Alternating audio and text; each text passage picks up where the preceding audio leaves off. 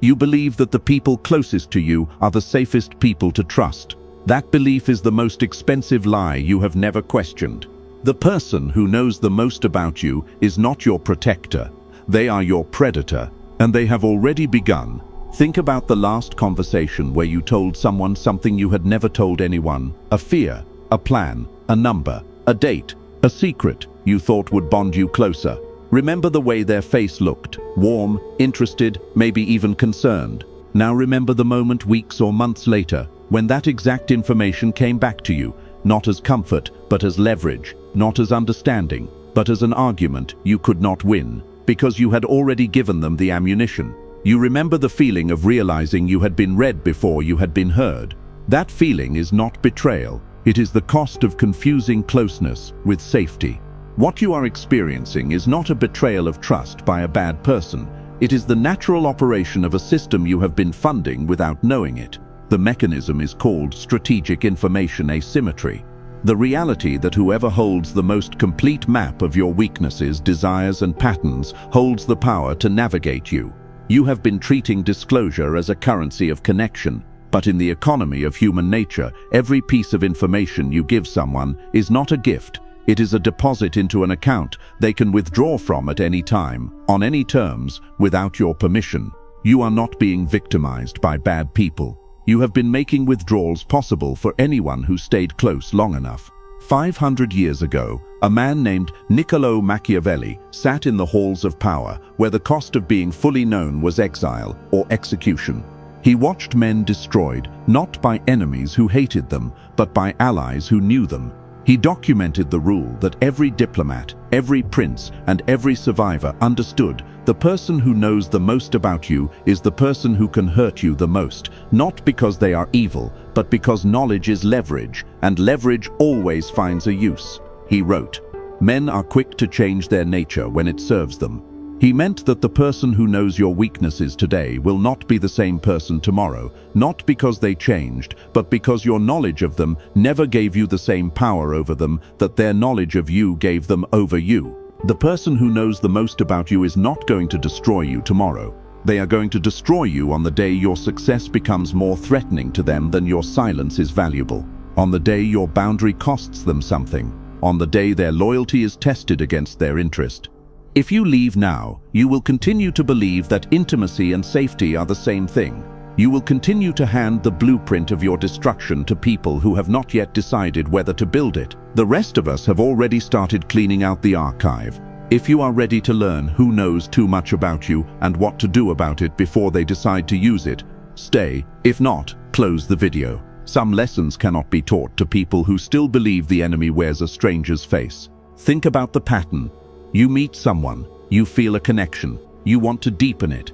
And the way you know to deepen it, the only way you have ever been taught, is to disclose, to reveal, to open the door a little wider each time, until suddenly the person standing in your living room has the keys to every room in the house. You did this, not them. You opened the door, you handed over the map, you treated disclosure as the currency of closeness, without ever asking what the exchange rate was. A man who trusts everyone has not found a community of saints. He has built a library of people who hold his secrets, and he has no idea which ones are readers and which ones are arsonists. Think about a conversation you had 2 years ago. You were sitting with someone you trusted completely. The conversation felt honest, the kind of honesty that cost something. You told them about the relationship that broke you, the failure that you had not recovered from, the version of yourself you were ashamed of. You felt lighter afterward. You thought that was what healing looked like.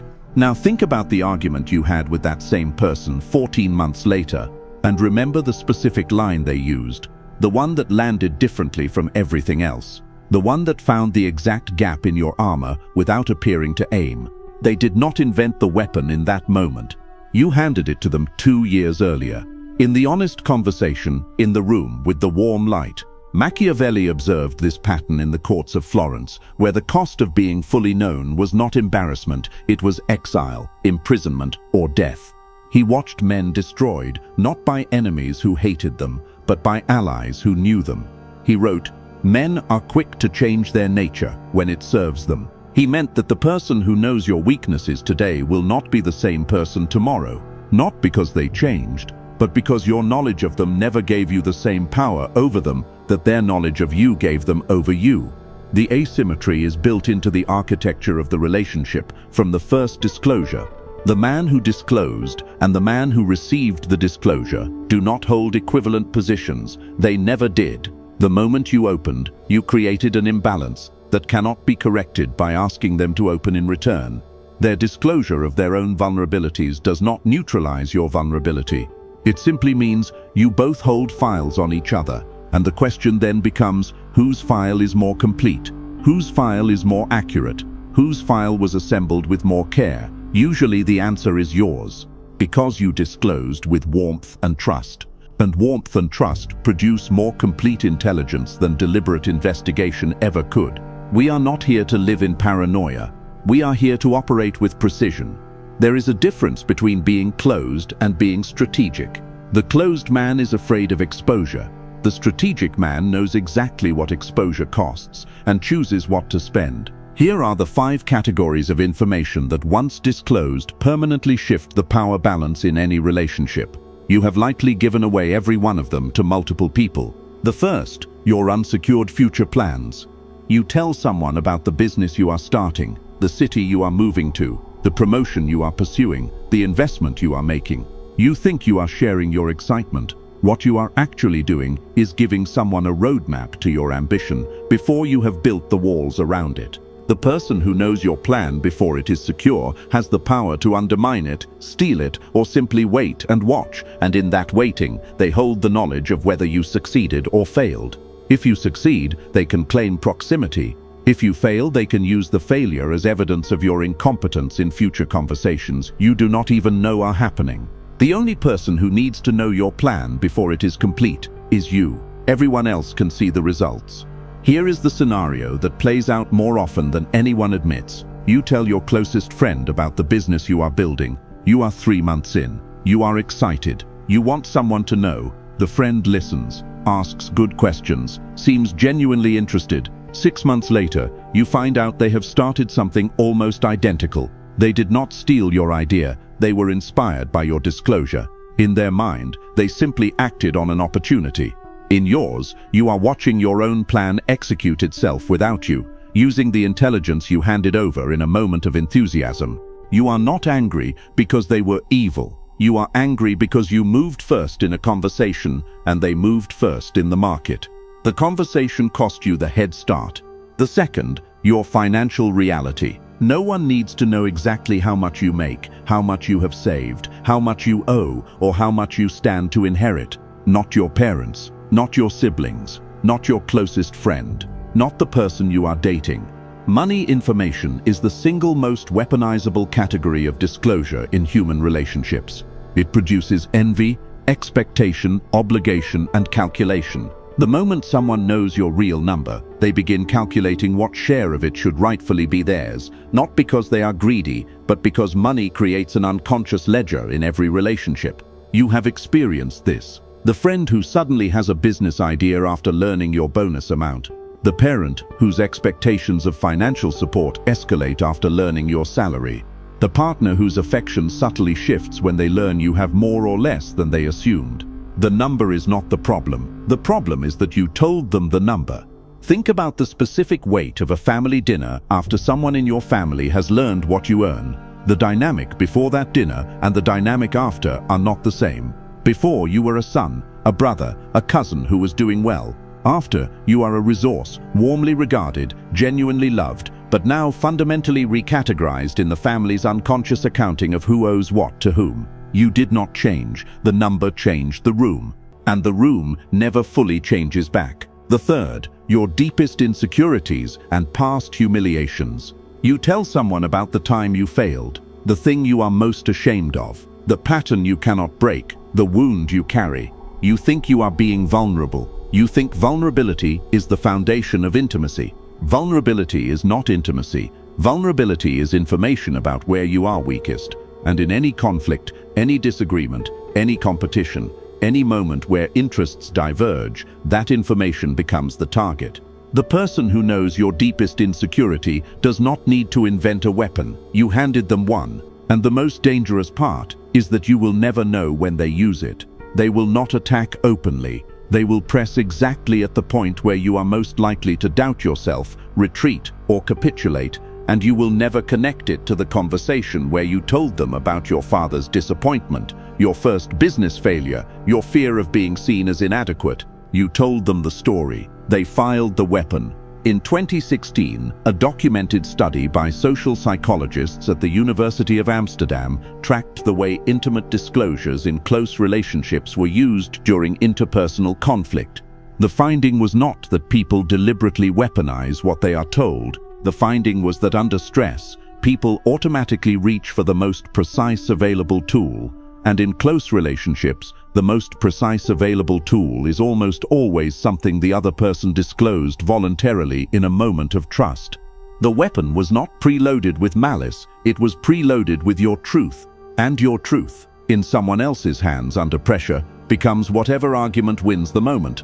The fourth, the specific dynamics of your most important relationships. You tell your friend about the fight with your partner, you tell your sibling about the tension with your parent, you tell your coworker about the conflict with your boss. You think you are processing, you think you are seeking perspective. You are giving someone a complete map of the fault lines in your most important relationships. And that person, whether they intend to or not, now holds information that can destabilize your entire support system. The person who knows exactly what you said to your partner and exactly what your partner said back can, at the moment that serves them best, repeat that information in a way that shifts the entire dynamic. They do not need to lie, they just need to choose which part to repeat, to whom, and in what order.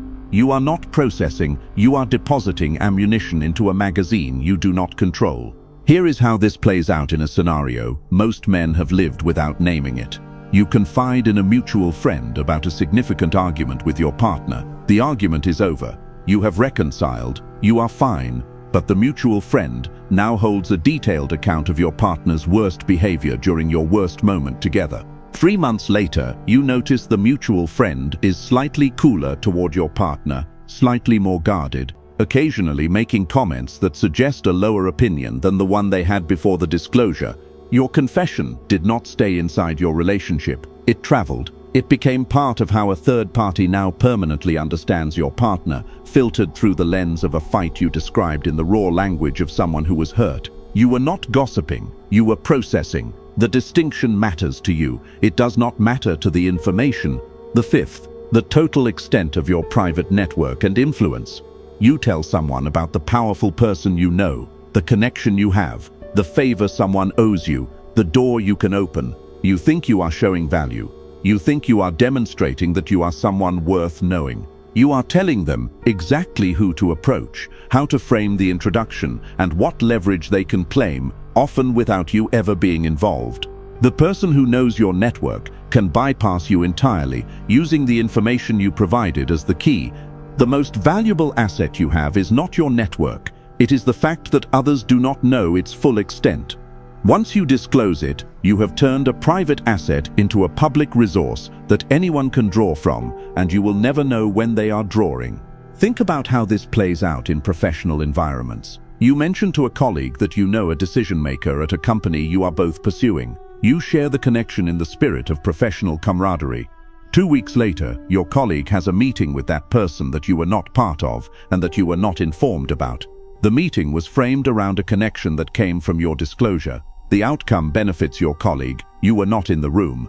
You provided the door and they walked through it alone. They did not steal your connection. They used the map you gave them. You gave them the map in a conversation that felt like building trust. Now there is a mechanism operating beneath all of this that is more dangerous than any single disclosure. When someone intends to use your information against you, whether consciously or unconsciously, they do not simply act. They build a social narrative that will justify the action before it occurs. This is called pre-betrayal narrative construction. It happens in every environment where information is weaponized. Think about the last time someone in your life did something that hurt you, and then you realized that for weeks or months beforehand, they had been telling a story about you that made their eventual action seem reasonable. The coworker who wanted your job spent months telling others about your inconsistency and poor communication so that when they undermined you, everyone already believed it was justified. The friend who wanted to distance themselves spent months telling mutual acquaintances about your drama and neediness so that when they disappeared, no one questioned it. The information you gave them became the raw material for a story they built before you ever knew there was a story being told. You cannot control whether someone builds a narrative, but you can control whether you give them the material to build it. Here is what the pre-betrayal construction looks like from the inside of it, from the perspective of the person who is about to be used. Everything feels normal. The relationship feels fine. There is no visible sign that something is being assembled. The warmth seems genuine. The interactions seem ordinary. There is no obvious shift in behavior that would alert you to what is being built in other conversations. The construction does not announce itself. It happens in rooms you are not in. It uses the words you said, the failures you disclosed, the wounds you revealed, and it reframes each one for an audience that is being quietly prepared to receive your eventual diminishment as something that makes sense. By the time the action comes, the narrative is already complete. You are not being surprised. You are being executed on a plan that started the day you handed someone enough material to begin writing the story. Let me give you an example of how this plays out in daily life. Imagine you tell your brother that you are saving for a house. You give him the exact number. You tell him the timeline. You share your excitement. 6 months later, your parents ask you why you have not helped your brother with his credit card debt. You are confused. You never discussed this.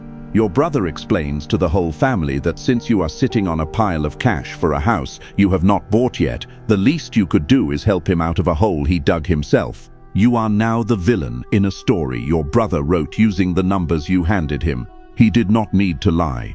He just needed to reframe your savings as hoarding, your timeline as selfishness, and his debt as your responsibility. You are not angry because he betrayed you. You are angry because you handed him the blueprint for exactly how to make you look bad in front of your entire family. And you cannot take it back.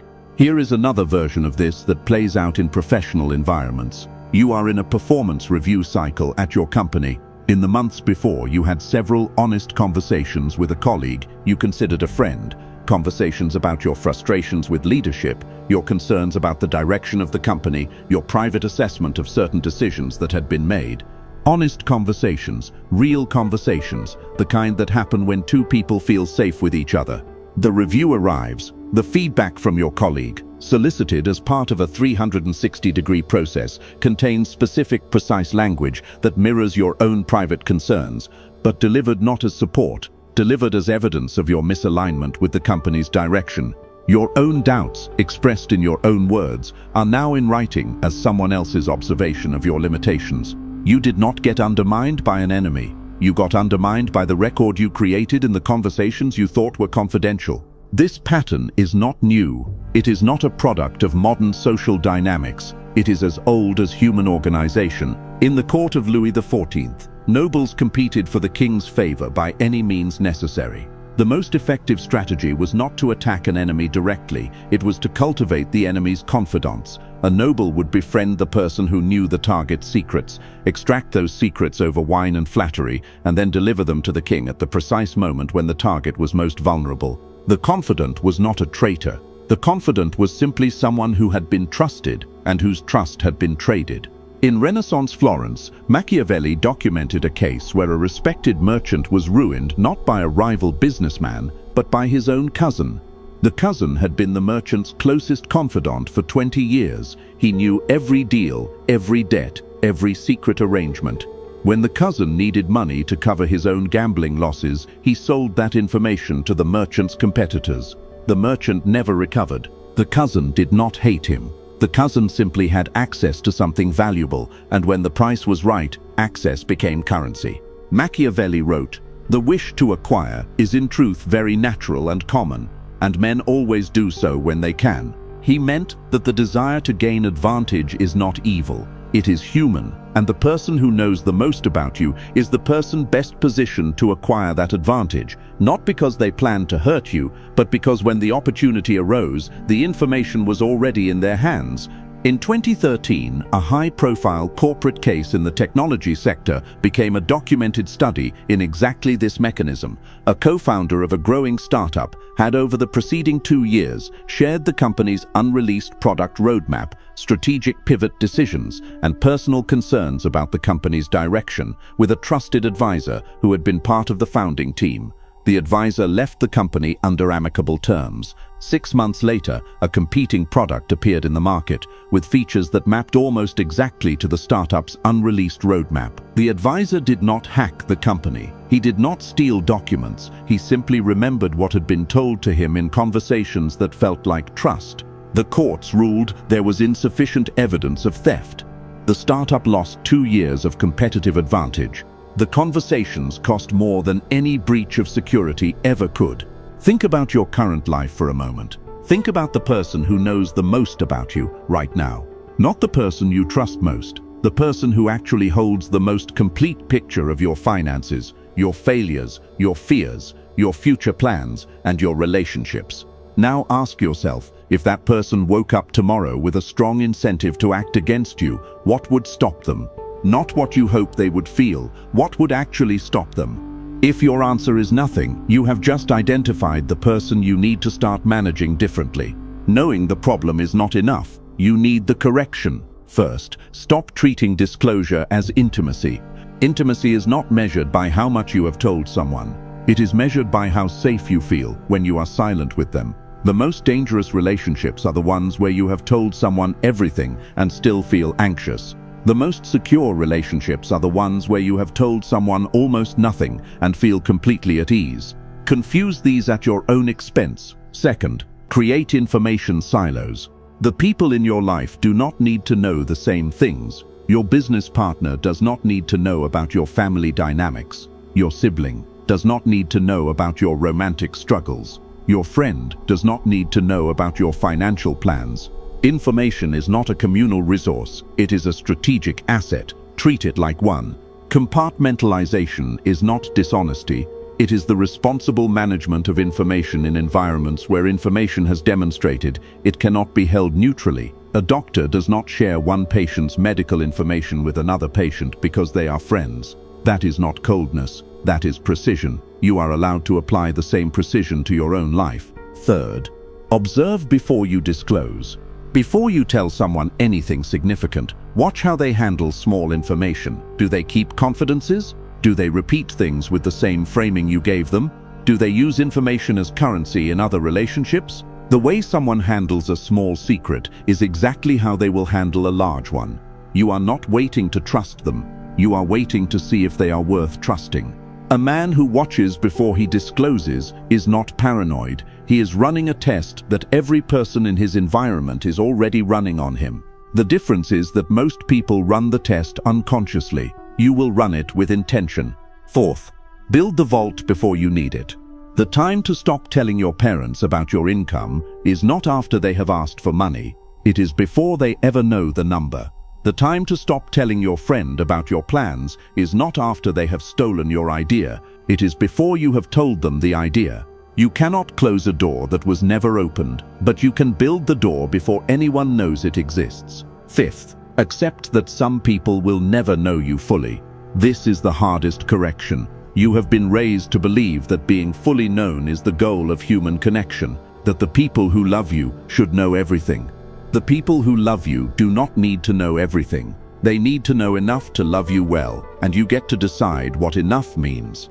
The man who is fully known by everyone is fully vulnerable to everyone. The man who is selectively known is selectively protected. The difference is not the quality of his relationships, it is the discipline of his disclosures.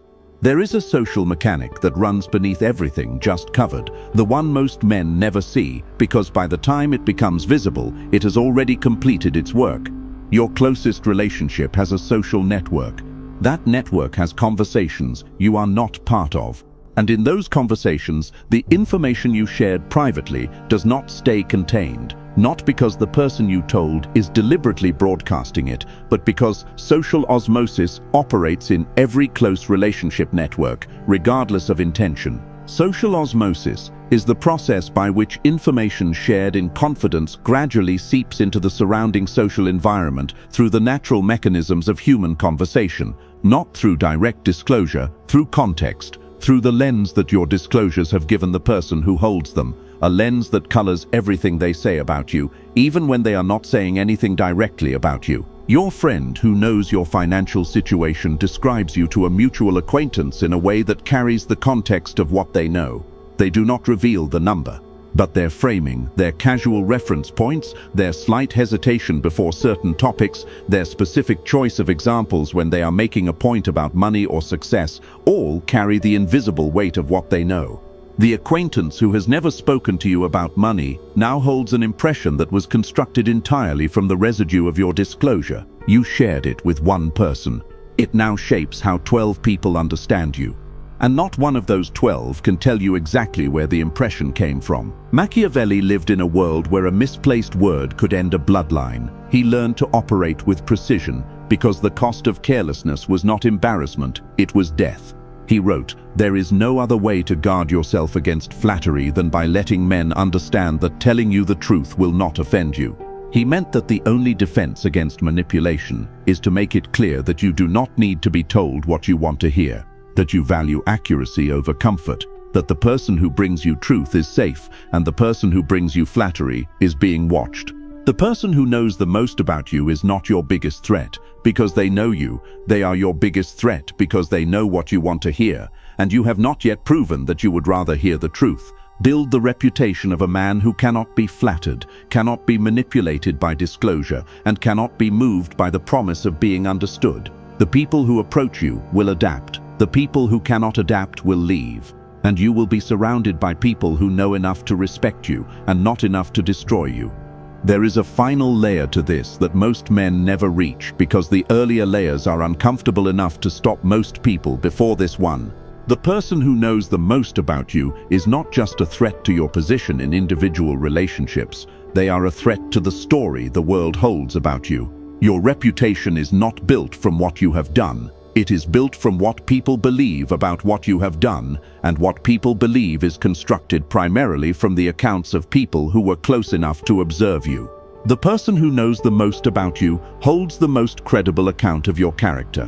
When they speak about you to anyone, in any context, their account carries the specific authority of intimate knowledge. The listener cannot verify it.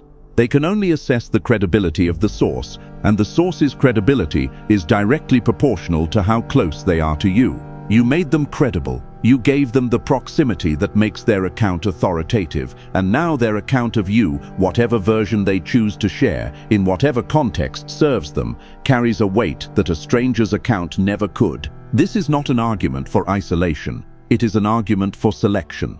Choose who gets close, not based on how they make you feel in the best moments, based on what they would do with what they know in the worst ones. That is the standard. Apply it before the closeness is built, because once it is built, the decision has already been made. If this video landed on something real, if you felt the specific discomfort of recognizing yourself in the patterns just examined, hit the like button. Not as a favor, as a signal to yourself that you are done being the architect of your own exposure. Subscribe if you want this level of precision consistently. The algorithm does not offer it. You have to choose it. What was covered in this video is what this platform allows. If you want access to the full operational framework for information control, the specific protocols for identifying who is actively building a file on you before they have finished building it, the tiered disclosure system that allows you to build genuine intimacy without building exploitable vulnerability, and the dark psychology of vulnerability performance, the documented pattern in which certain people engineer the conditions that make you want to disclose precisely the information they need, click the join button below. Inside, we go into the mechanics that this format cannot contain. The specific behavioral signals that tell you in real time whether someone is connecting or collecting. The counterintelligence principles that powerful people have applied to close relationships for centuries and that no self-help framework has ever named directly. The exact conversation architecture for reducing the information held by people who currently hold too much without triggering the defensive response that makes a partial withdrawal more dangerous than the original disclosure. The men inside already know why they pressed it. The circle is small because that is what keeps what lives inside it worth having. Comfort is abundant. Precision is rare. The fact that you chose precision tonight, that you sat in the specific discomfort of seeing accurately rather than looking away, tells me something about how you are built. Do not let tonight be education without application. The person who knows the most about you has not forgotten anything they know. But every conversation from this point forward is a decision you are now making consciously rather than by default. The vault does not build itself. Go build it.